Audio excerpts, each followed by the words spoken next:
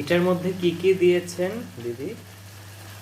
আমি দিয়েছি এখানে পেঁয়াজের বেরেস্তা, তারপরে আছে আদা রসুন বাটা, তারপরে বিরিয়ানি মশলা, ধনে গুঁড়ো, সঙ্গে টেস্টের জন্য লবণ, আর একটু সামান্য চিনি।